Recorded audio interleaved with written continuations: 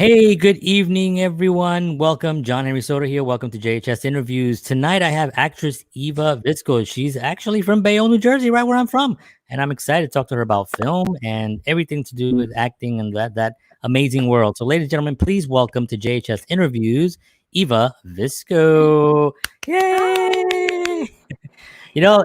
Sometimes you have a little technical thing and everything clears up. It's fine. You know what I mean? I've Good. always I never stress out about it because I figured, you know what? People are out there. They're gonna respond, Right. right? Right. I So just thank you didn't so know. much. Yes. Yeah, thank you so much for being here. I really appreciate it. And So thank you for having me. oh, it's my pleasure. It's my pleasure.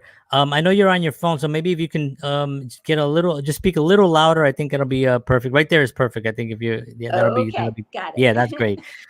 So the first thing that I always ask people because of the current craziness that's going on in the world is I always ask, how are you doing? How's everything? Well, I mean, thank God we're lucky. Everyone's healthy Right, and, right. doing fine. And we're retired anyway, so our income was the same. It didn't matter. Okay, So good, things good. like that. Yeah, And yeah. all our family, everyone is fine in our extended families. Right, So, but it's just very, it's really hard. Just seeing what's going on in the world, the right, frustration, right, the right. politics, and try not to watch. You have extra time now. Sure, Trying not sure. to watch too much TV, news, Right. because it's very frustrating, and all the conflicts and all the Yeah, yeah. everyone's on this side or that side and trying, Right, but we all think we're on the right side.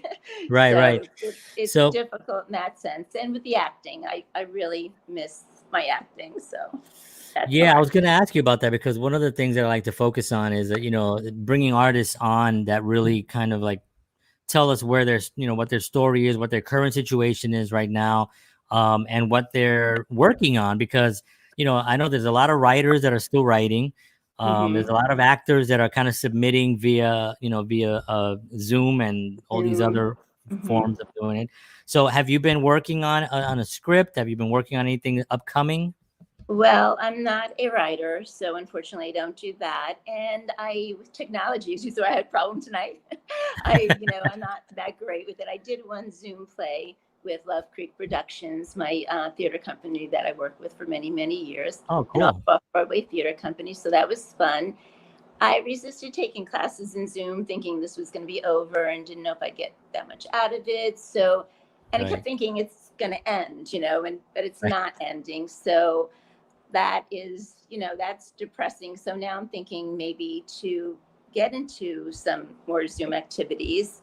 Hmm. But small film group things are opening up. I'm seeing, belong to casting networks and Actors Access, and I'm seeing that they're starting to do some things. And, Yeah. I never was that great with voiceover, so I didn't do that on my own studio here. Mhm. So I never developed that. So I'm Yeah. thinking to maybe get into some of those things. But now it is starting. I'm getting some auditions again, which is great. Yeah. And Yeah. but no, it's been very frustrating for me because I don't write. And Mhm. what happened also is things were really taking off for me as far as film, Yeah. and I was really doing great and involved in a lot of projects that were supposed to, be filmed then, and boom, I know. it all stopped. And it's hard. It Yeah. is frustrating, but like I Yeah. said, in the scheme of things, we're lucky, we're doing okay. And just looking to, I'm getting all my clips together, I'm getting Yeah. all, my pictures and this and that. I'm trying to get all my sites up to snuff, Sure. and Sure. hoping that things start picking up. If not, then maybe I will get into some more Zoom plays or things like Right. that. Yeah, I have noticed that Actors Access and casting networks. I've noticed that they've actually been posting more things now. Things are Mm-hmm. kind of opening up, so that's actually exciting and very promising Right. moving forward. Now, I've seen you in quite a few films with Narrow Bridge. I know you did some Yes. work with Narrow Bridge a lot. I love those guys. I had Sam was here a couple Yes. of last month, and Dan has been here. Hmm. So just great bunch of guys over there and gals. So now you're originally from Bayonne? I'm originally from Bayonne, born and bred in Bayonne. We did move out. I moved out a couple of times, And then about when our kids were little, we decided to buy my parents' house. My father had passed away. It was hard for my mom to keep the house up. So we moved here, I guess now it's about 30 something years ago, or Wow. yeah, almost 30 years.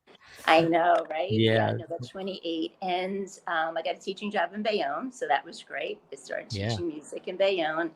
And we came back, and I love it. We're in my parents' house. Yeah. That's so It's great. wonderful. And now my son is living downstairs with his Oh, new wow. baby and his girlfriend, which is Nice. so exciting. I'm a grandma, so that's Yeah. very exciting. And no, Bayonne is wonderful. Like you just mentioned, Sammy and that group. I just want to give a shout out because I'm thrilled to be working with Narrow Bridge. So all their movies, and I did some background work for a couple of them. And now with these the horror trilogy, the Tales of Wormwood Devil. I think I have it right. I do not. We're on pause for that too right now. And I did 3 films already with them, and I think I'm doing 2 more. And in one, I had the lead called Mirrors, and in fact, we filmed in your office for that. Yes. Right. Thank you. Sure. And that was an amazing experience for me. It was my first lead in a horror, and I've been doing horror films. That's my new genre. So I really was grateful for the work and their direction, and working with Jenna. It was she was the director and writer. And Jenna and I were supposed to do a film together with Dan that Jenna and Dan wrote called Italy Now, and then everything went on pause. Right. In March. So that was disappointing. I know, but I mean, I think things are they're on the upswing. Let's keep our fingers crossed. So looking at Bayonne, and I've met. We're actually live right now, also on the I Love Bayonne page, which is a page that I started a few years ago with Frank Maglio, where we kind of just put positive things on the page. So we're live on there right now. So hello everybody on the Bayonne page. But one of the reasons I did it was because I'm from New York originally. I moved here with my family. I have 2 kids, and I found a very interesting community here of artists, and really passionate people that have lived here for a very long time and just love Bayonne, and that respect I really was very fond of, so I created that page. What is it about Bayonne you think that is creating such a because right now it's a renaissance happening in Bayonne with the buildings and stuff like that, but also with a lot of great artists coming out of here? Exactly.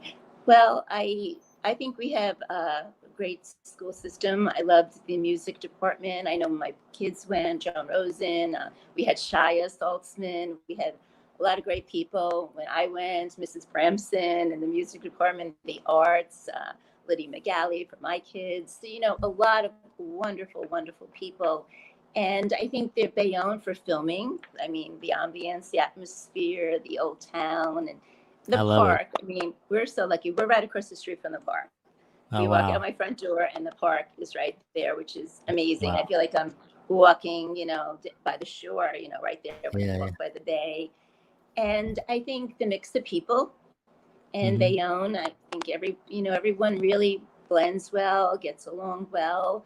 Great restaurants in Bayonne, and I think it's there's endless possibilities in Bayonne. There's just a lot. And when we came, people were like, "Oh, you're moving back home," but I love it. I love it, and its proximity to Manhattan is wonderful, and Hoboken and now Jersey City is up and coming. So I just think there's so much to it, and there's a lot of great people, and I think we're all pulled together here in Bayonne. The old bars are very fun, like Hendrickson's, and it's just I think we're all like a large family in Bayonne, and I taught here. I grew up here, and I just feel a lot of love and closeness. Like you go to this supermarket, everyone knows you. Right. It's like like my kids used to complain, "Oh, Mrs. Visco." Everybody's like, "Oh, I love your mom, Mrs. Visco." It's like felt like a celebrity when we go food shopping. So you wouldn't really get that. It's a really great feeling, and I'm very happy. I love this house, and I love That's awesome. this area. Yeah. So And let's talk about your craft and being an actress. So is it something that you've been doing for a long time? Like when you were young, you knew that that's what you wanted to do? it was kind of like off and on. I always wanted to be an actress, and I took acting lessons when I was very little. Uh, Ruth Sherdoff in Bayonne. And then, like I said, I acted at the JCC with Shia Saltzman and in high school, but there really wasn't a theater arts program at that time. And I played piano all those years. My father really encouraged me, wanted me to be a teacher. So I went to Jersey City State College. Now it's called NJCU, New Jersey City University, and to become a music teacher. And while I was there, I did a lot of the plays. My famous one was I was Wicked Witch of the West, Nice. which in Wizard of Oz, which was a lot of fun. I did some serious plays. I loved it and enjoyed it. And then I started teaching. And the acting was always more of just a hobby, but I did love it. And I did go for acting lessons when I was very young, the Herbert Bergdorf School. And it was hard. My mom had two younger siblings and my older sister too, but it was hard for her with the two younger ones, my brothers. So I was going by myself, and they were getting nervous about me going to New York because I was just like 13. And it's a shame because if I stayed, I would have studied with Uta Hagen and Herbert Bergdorf, and I can't imagine now. I didn't realize then what it was. Right. So. Right. So then let's see, when I was in college, I did go to summer stock, and I had a bad experience. It was in the Catskills, and it was very much the casting couch kind of thing, which I did not do and get into. And I just saw what you had to do to be an actress back then, and Wow. at least there. And I had, a really bad taste in my mouth. And I came home and I said, I'm just going to go for my music teaching and, maybe just do my acting on the side or whatever. So then I taught. I was married once before I went to Israel. So I lived in Israel for a few years, came back and got into business, had my children, and went back to teaching. But I always loved acting. And I did some dancing also during those years. I studied dance and I did belly dancing and I performed. So that was another side thing also with the performing arts. But what happened was when my younger son, Jared, ended up going to NJCU, and he's on stage at my alma mater, and he's up there, and I'm thinking, wow, that was the last place that I shone. And I was jealous. I was sort of becoming a stage mom, which he did not like at all, pushing him and stuff. And then I'm like, you know what? I have two grown children. He graduated college and I have the summers off. So I thought, I can do this. Why not? Yeah. I'm going to do this. So I started, at a much more mature age, and I got headshots and I put together a resume that had college stuff on it, which of course I didn't let them know that. And then I said, I'm going to do this. And I started with Off-Off-Broadway. And I did very well with it. I still do it a little bit, but that was the best thing because it fit my schedule as a teacher because it's all nights and weekends. And I got into a few theater companies, the 45th Street Theater Company, LoveCreek Theater Company. And LoveCreek Theater Company was an amazingly great theater company. They had this man, Lee Wilhelm, who was the most brilliant writer, director. He has a lot of published work, and I learned so much from him. Unfortunately, he died, in his 60s, and I only had him for a few years. But this gentleman, Stephen Barrett, took it over, and I did a lot of one acts with them, and then some plays. I did chamber music, Insanity of Mary Gerard, Trifles, Ella Mostineri, and I had some lead roles, and I, so indebted to them because I grew so much as an actress with them. And it's a more, I'm getting a little dry. Yeah, that's so great. It's very inspiring. Because I know there are a lot of people that might have, had that opportunity also, and and didn't take it like you did. That chance where you're like, you know what, I could do this now. It's a very it's kind of scary, right? Because it's kind of like, because Right. I got into acting very late as well, and it's sort of Okay. like, you take a deep breath and you're like, you know what do I have to lose? It's like, why not? Right. Well, And as what long as you else? really love Yeah. it, yeah. Well, it was, well, at first, you know what it was too? I forgot to mention when I was teaching, Joan Rosen had these yearly recitals, and it was called the Faculty Alumni Student Scholarship Recital. Mm. So the seniors who were going into music in college, going off to music, performed, and teachers and faculty alumni were allowed to perform also. And the Oh, money, the proceeds would go as a scholarship. So I noticed that every year, so I started getting into that first. That was getting back on stage. And I noticed that every year, that was like my highlight. I would like plan what I was going to do the next year and rehearse. And, and I'm a ham. I loved, everyone saying, oh, how great you were, blah, blah, blah, and all this. So and then I realized, wow, I really love this. Why am I not doing it? So, that's one of the reasons I got back into it too. But, what I wanted to say that too, why people say, oh, you're so great. But then you go to New York and, you think you just exactly match, the role description, and you go and you think, oh, you're going to get this, and there's like, 30 of you there. I was like, oh my goodness. And then, you don't get it. And then it's like, oh shit, maybe I'm not so, yeah. maybe I'm not so great. It's like, oh my God. And that's when I realized you have to have training, because I was trying to do it without training. And then I said, oh, I have to start going, to acting classes and acting school, and that's when I really started taking it seriously and, trying to hone my skills. And one of the things that, so first I did all theater classes because I did only theater. And then when I was getting ready to retire, I said, I can do film. And because film, especially paid work, during the day, during the week. Mm-hmm. And I couldn't do that as a teacher. So then I take film classes, and then I realized, oh my goodness, film is totally different from theater. When I first started doing film, I was like awful because, as you can probably see, I'm very big personality, and I get excited. And on film, that's fine. I mean, on stage, that's fine. Right. But on film, you have to bring it all in, and unless you're doing a character of some sort that's, like that. Right. So I had to go to all film classes. And then I had to talk to myself and take that deep breath and realize, that, on stage you can do this. You have to do that. And on film, you look ridiculous. You have to just a little surprise. Right. So it was learning the two arts, and then it's hard to choose between them. Like, where are you going to put your time and energy, Right. And now it's, for the last few years, it's been film. And they're so like different. They're totally different. So different. Yeah, I mean, you get up on that stage and the lights go down, and the audience, and they come up on you, and there's nothing like it. And that's where I felt, wow, I would be good in, practice when we were rehearsing, but when that's on and you're in your zone, it's wonderful. It's magic. But then it's also scary because you're out there and there's no safety net.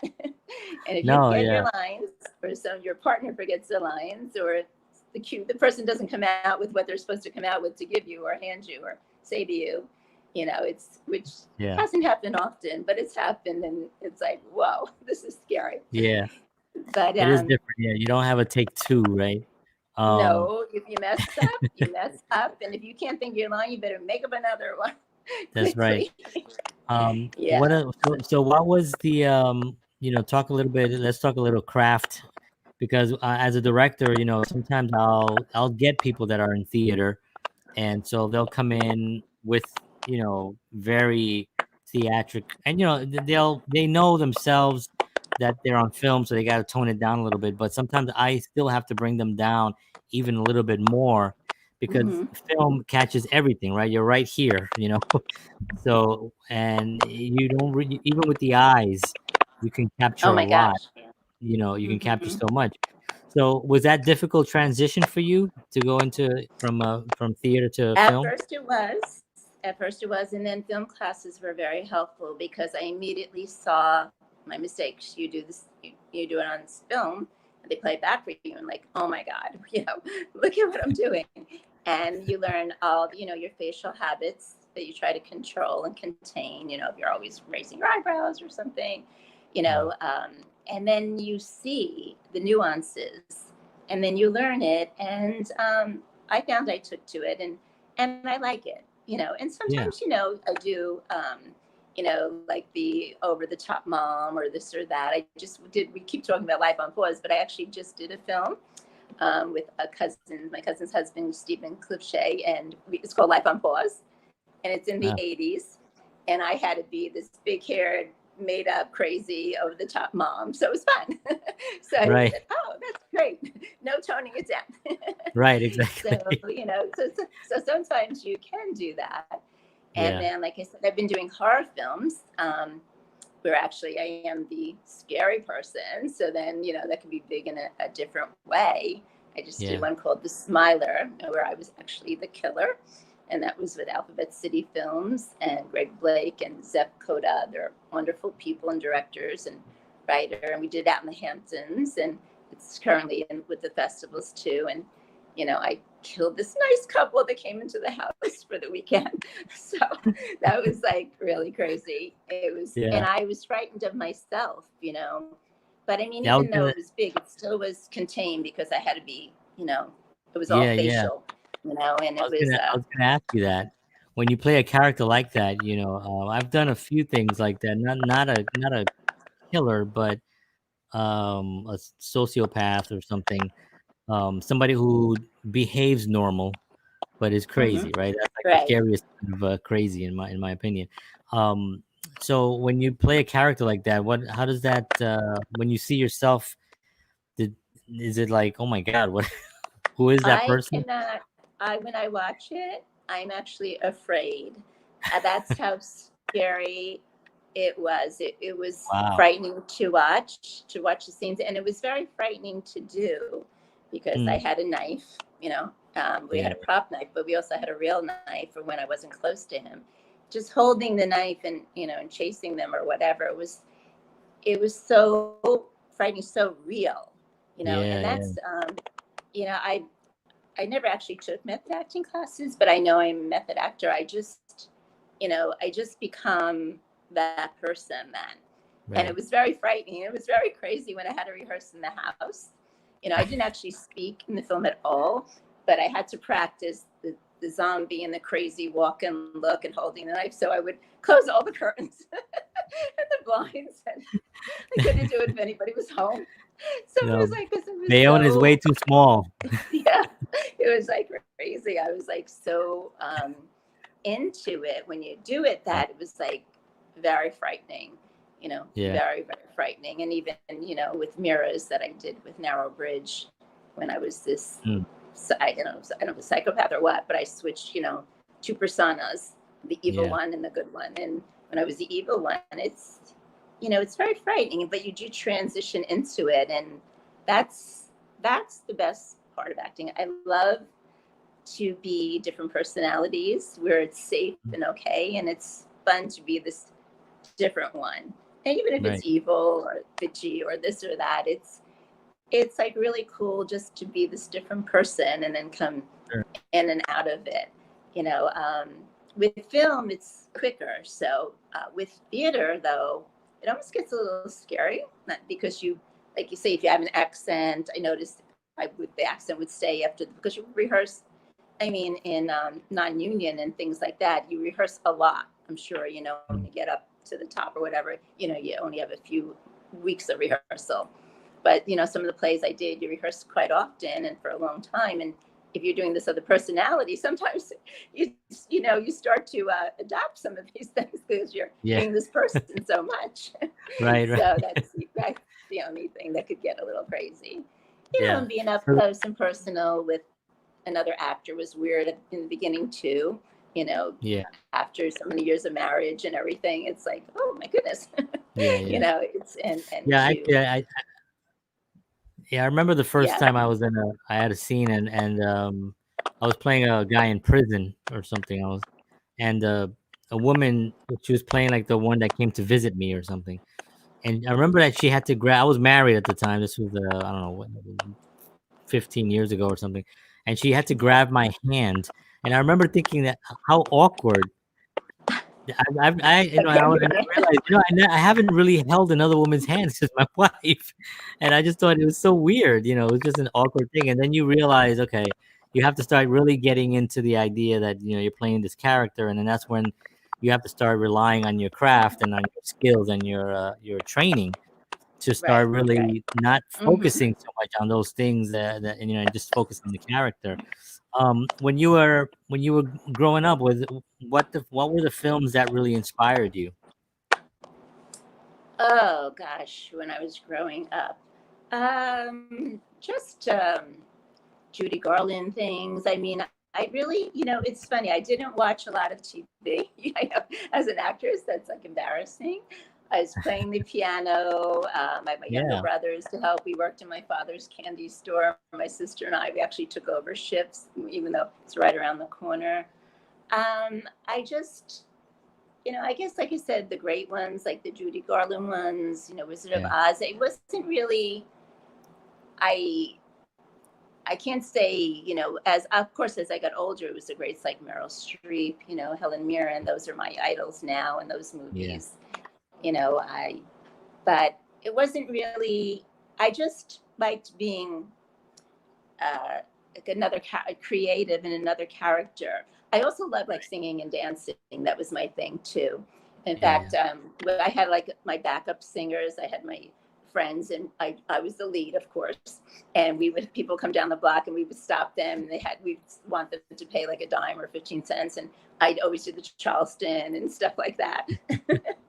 And we put on little shows. So I was always like, you know, just my own little world with that, something like that. It's so great. And, yeah, it was piano. Like music was a big part of my life. Like I said, I did major in piano, and then I taught music in Bayonne and in Hackensack when I first came out. You know, yeah, it's always interesting because I had an acting coach in New York, my only acting coach that I've ever had, and she was a professor in England for a long time, and she became an actress fairly late. You know, fairly late also, and she was amazing. She was like on Broadway, and she did all this stuff. She was really, really great. But I remember her telling me that because I have music, because I'm a musician, that it makes acting, because acting, when you really, it's music. You know, those scenes are very, very musical. The dialogue should have a really nice flow to it. You know, everything should kind of align. So there's so much music involved in acting. You know, that that I'm sure that was a major part of why you're so good, because you have this ability, you have this music already in you. You know, do you find that to be true? I think so. I think the rhythm of life with movement and fluidity and basing your tempo of your speaking. Dance. You dance. It definitely comes off in it. You have to be careful though, not to be too dance like, you know, with walking and movement, because you have to be natural. Not everyone. That is my natural way, but it's not every character's natural way. So that's something that you have to learn how to modify. But it is a big part of it. And of course, in theater, I don't do musical theater. I have a decent voice, but I don't have like a great voice where I would do musical theater. But sometimes you have to do like a little tidbit of a song, you know, or sing a little something or a little movement, you know, in a play. So that's very, very helpful to have the music and dance background. And it's, and then you appreciate all, you know, the music that goes in the background of films and things like that. Yeah, exactly. Yeah, I do love the combination of film and music. Because for me, even music, when I'm hearing a piece of music, I almost sometimes see visually also something, you know, and it goes really well. I apologize that there's a little bit of crackling. Yeah, that's I don't know if it's me or. Yeah, I think what happens is that it comes out on your phone, and if you had a headset, it would be clearer. But I don't know if you have that, so Don't worry about it. No, I know it seems like it got worse over just the last few minutes. I don't know. It's just me if I'm talking. And that's why it's only when I talk because it goes. So I'll shut up. I won't talk a lot. I'll just ask questions. Okay. So let me. I want to ask you about characters. Is there a character that you would love to play that you kind of like are hoping like what kind of character would that be? Well, the one I always wanted to play, and I'm getting a little too old for now, was the Bridges of Madison County. I always loved that, Meryl Streep, and that story to me is so my heartstrings. Francesca, with being happy, but then she meets the love of her life, and wants her to leave with him, and then she can't do it. She can't leave her children or do that to her husband. And that scene where she's in the car, with the rain coming down and he's leaving, and there's a lot of Meryl Streep scenes that I just love, but that one, maybe they can make an older version where the kids are already in college or something. It's like, but it's I always, I had wanted to do that. It's something, something challenging, but where you're a real person, just a regular housewife. She's not this flamboyant character, she's a real true person. And then, and that's happens in her life, something totally, magical. And she has it for a few days, and then that'll sustain her, for the rest of her life, I guess. Right. But that was, to me, that's one of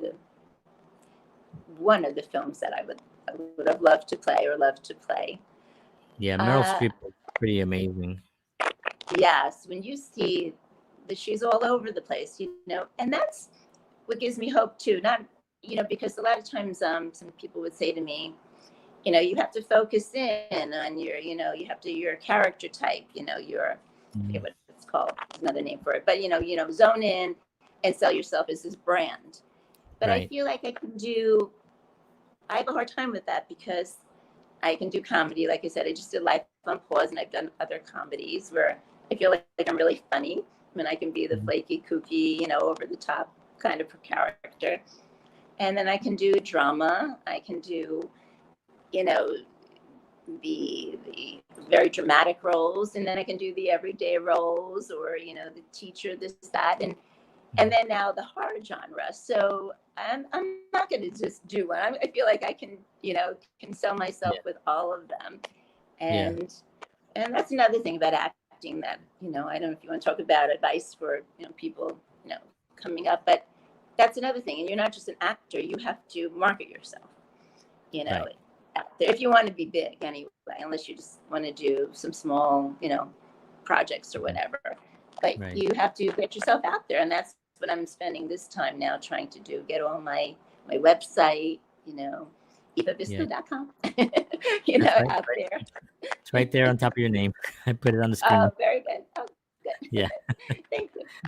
Sure. So, it's, you have to learn how to do that, because, they're not just going to call and say, oh, Eva Visco, you have to get your name out there, and you have to show what you could do. So, that's what I do on Actors Access. I have all of my clips, and always, that's why I don't mind doing something if I'm not paid, as long as I get a clip and I feel it's quality. I'm very happy, So, to do those things. Yeah. So let's talk about that, about the, social media and marketing, because I find it that, sorry about that. If you don't have that ability to market, or if you just like don't want to, some people just don't want to spend that time, and I always say the same thing. I say, this is show business, right? You have to show your business, right? If you don't, nobody's gonna know who you are. Are you very? I know you're on Instagram. I know you're on Facebook. I know you have a great website that I've been on. Do you do a lot of things like that?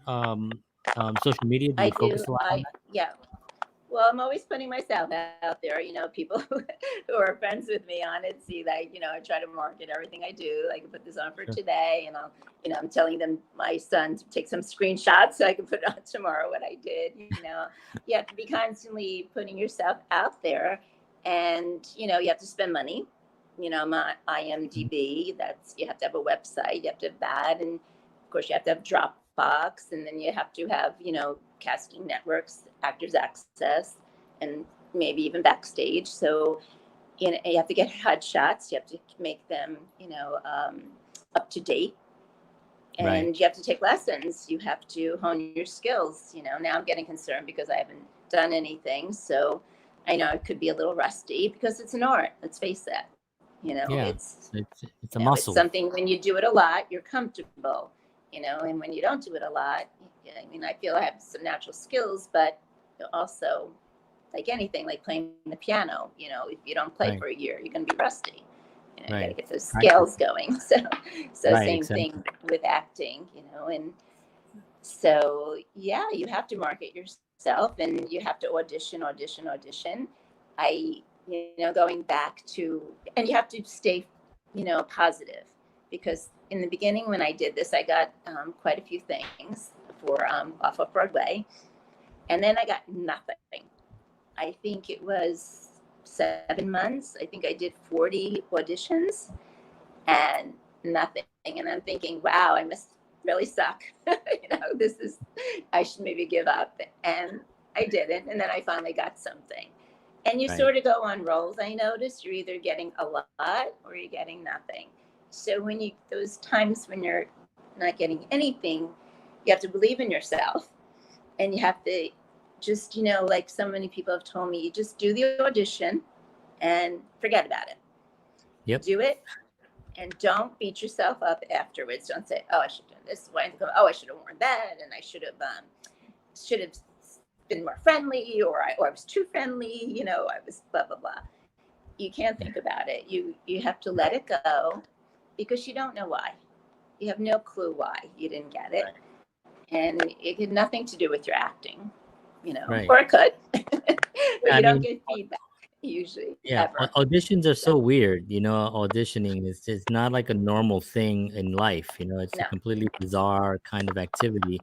I heard yeah, this one actor talk about it. He says that, you can go and audition for somebody and you can remind the guy, the casting director, of his brother that he right, loves. Or you right, can go in and remind him of his brother that he hates. So so it's like whatever the guy's mood is, you might not, it may not be your talent or your right. skill. It's just the fact that Mhm. you are right for that role. Um, and you're right, you have to forget about it because it becomes this thing you can't even sometimes sleep. I should have said this, I should have done that, I made the wrong choice here, I should have done this choice, and but yeah, you're absolutely right. And one of the things I like to do with this show is I like to give advice to Mhm. performers that are out there still grinding and doing it. And that's a big one.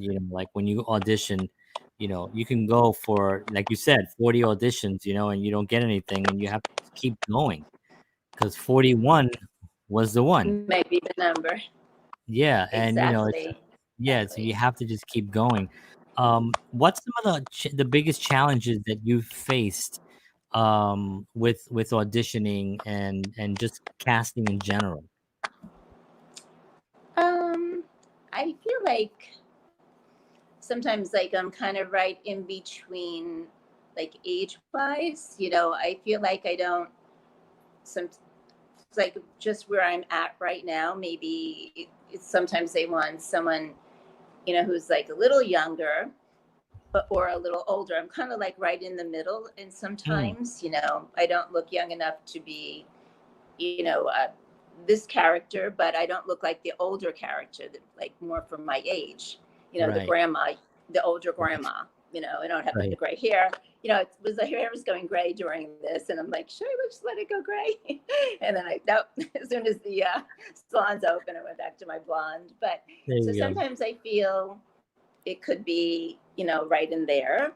Mhm. Um, But then, you're right for something, because sometimes then I see like a commercial on TV and I'm right on spot.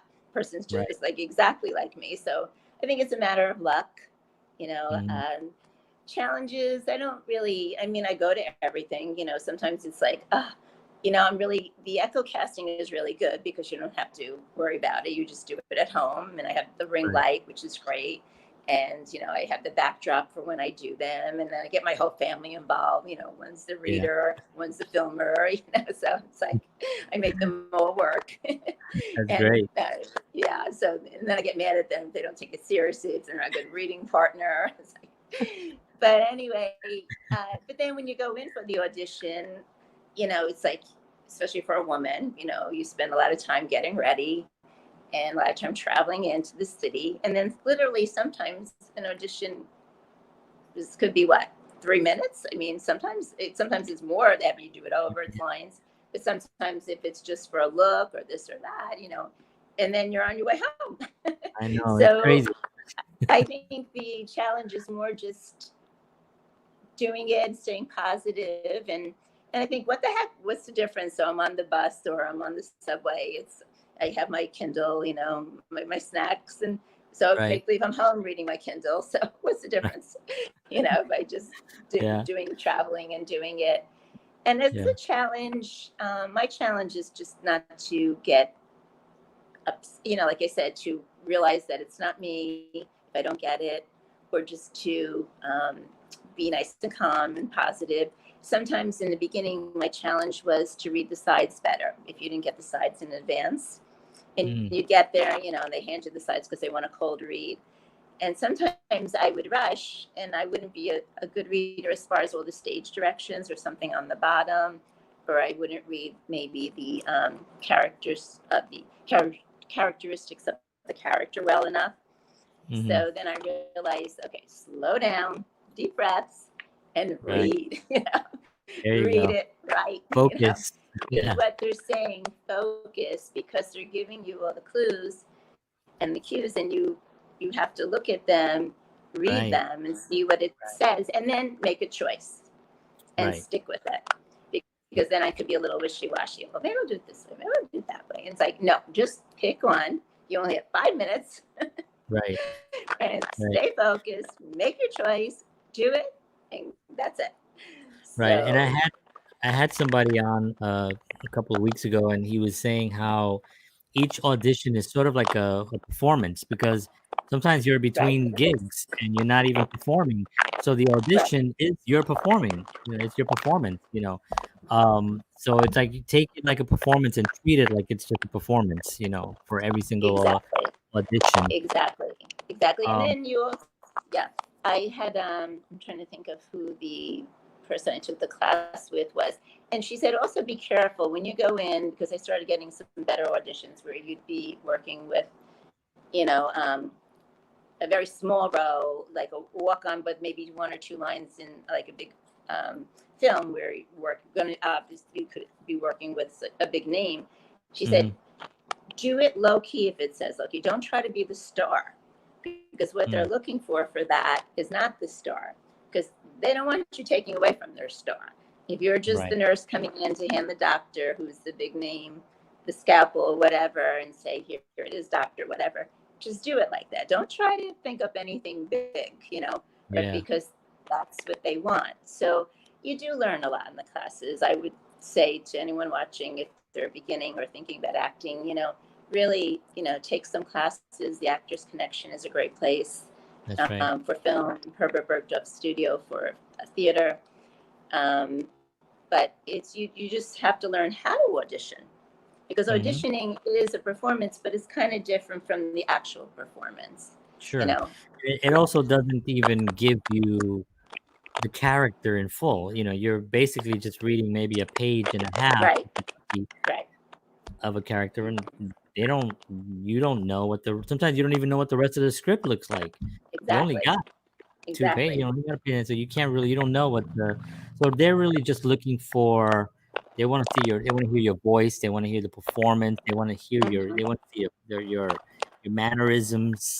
They want to see if you can take direction well, like if they give you a note, and then you do it again and you don't That's do very that note. important. Very important. You know, if you That's don't listen to important. that, Yes. extremely important. Yeah, talk a I little bit had to about that, because learn that that is, too.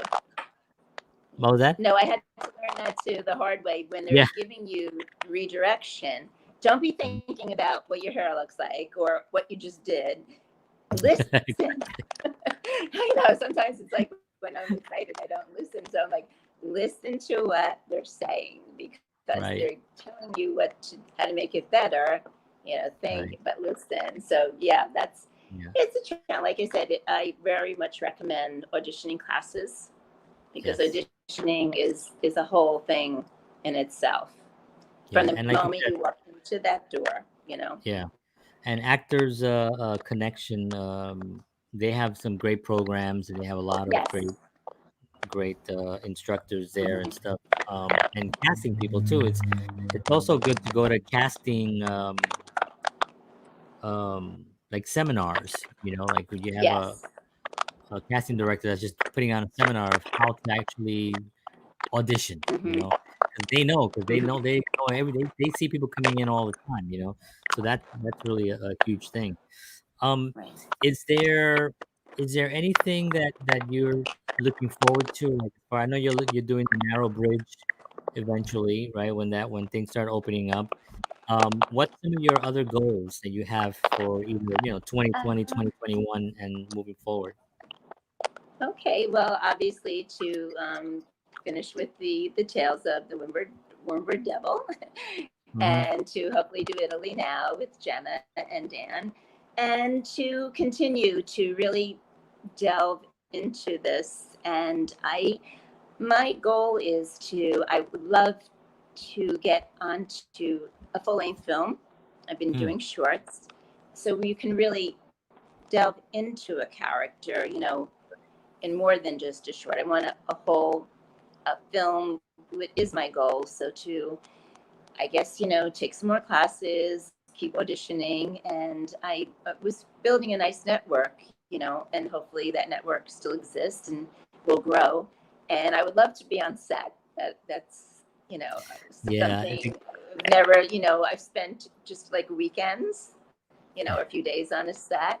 And it's yeah, so exciting, just to be on a set for a couple of weeks doing a full length film with I mean, of course, lead role would be great, but a supporting role I'll take. yeah, yeah, And just to feel the whole, to live that, to be in that. And I don't think it's that far fetched. I feel that it can happen. And absolutely. yeah, so that's what I'm trying to network for, and to look forward to when things get back to normal. Yeah, So yeah. I just yeah. want to acknowledge a few people that have given you a little applause here. Is Aaron Visco? I don't know if you can. Okay. I'm sorry. Who? Aaron, I don't know if you can see Aaron My, Visco. oh, my I don't know. son. I don't know if you can see it on the screen here, but on my screen, I'm just Oh, there. flashing up. Okay. Yeah, Yes. and Gloria is also here as well. Yes, Gloria. That's my son's girlfriend's mother, Gloria. Nice, nice. So I just got some support here, which is fabulous. Let's talk about support. The A lot of artists have difficult times, getting support from their family and friends, because it's such a outlandish thing to want to do. It's like some families just think it's crazy that somebody wants to do it. You seem to you got a lot of support, from your I have a from your lot of kids. support. My family, my husband. Well, when I was little, my mom came to everything. My parents came to everything, and then my father got into all this again. And then in the things that I've done, all the off-Broadway shows, my mom came to everything. That's great. Everything. New York, she was there for everything, schlepping her. And my husband has been unbelievably supportive, Robert. He's Mhm. never said, "Oh, don't go. It's the weekend. We're going to do this or that." He's come to every play, and my sons have been to every play. They're in, and now Carolina, my son's girlfriend, and her mother Gloria has been to things. I received a lot of support from them and from my family, my my sister lives in Texas, so that's hard. But she's supposed to be watching this, so she should be on YouTube. She might be on. She should be watching it. That's great. And family, friends, sister-in-laws, brother-in-laws. A lot of people come to everything. They have to. Right. When I was doing the Off-Broadway, it was like, okay. Yeah. Everybody You have to come. the city against Eva. Yeah. So it's great. So And friends. yeah, absolutely. So I want to kind of like give a final some advice to and you gave so much already, like great information and great advice and content for people to follow. Mhm. But let's talk about that support part of it, like somebody that's out there who's not receiving that kind of support, what advice do you give to someone like that?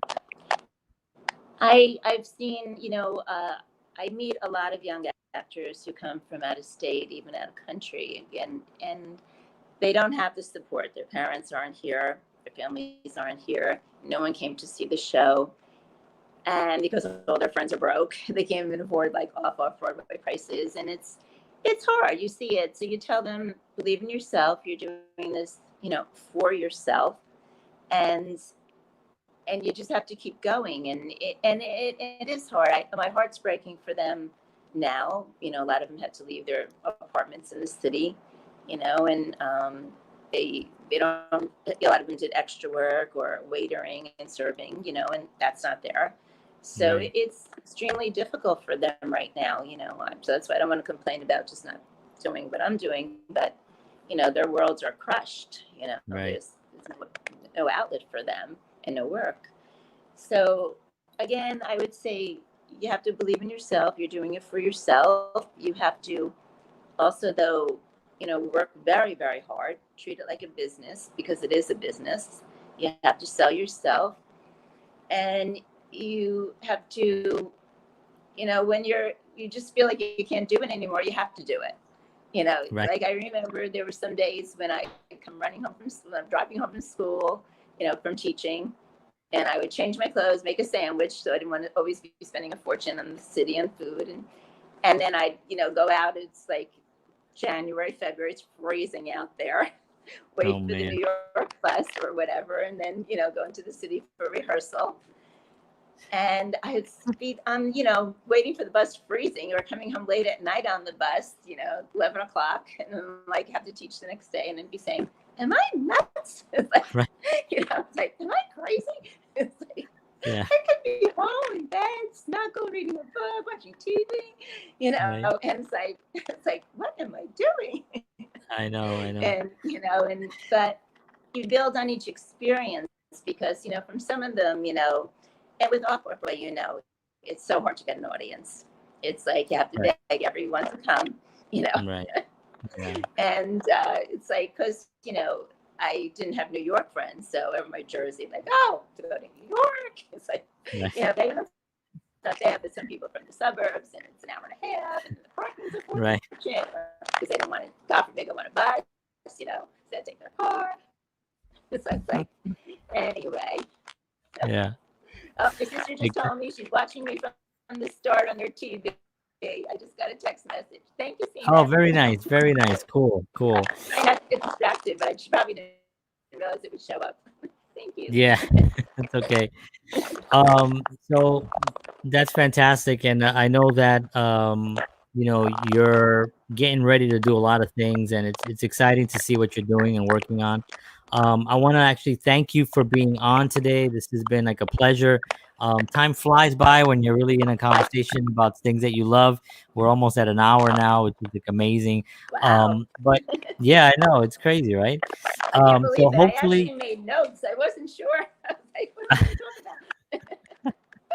I know, it's funny. I have conversations with people and I tell them, they always say, I hope I have enough to talk about, and I'm always thinking that you definitely do, we all do, especially when we're talking about something that we're passionate about, and you're very passionate about it, and you're very serious about it. And I love what you said about take it like a business and treat it like a business, because it is a business. And that's one of the things that I think a lot of people miss out on. They think that this kind of it's a fun thing, and it is fun, but you do have to actually have business and business sense and understand that you're marketing this, you're marketing your actual you and Yeah. your skills. So it's an important Mhm. thing to definitely have.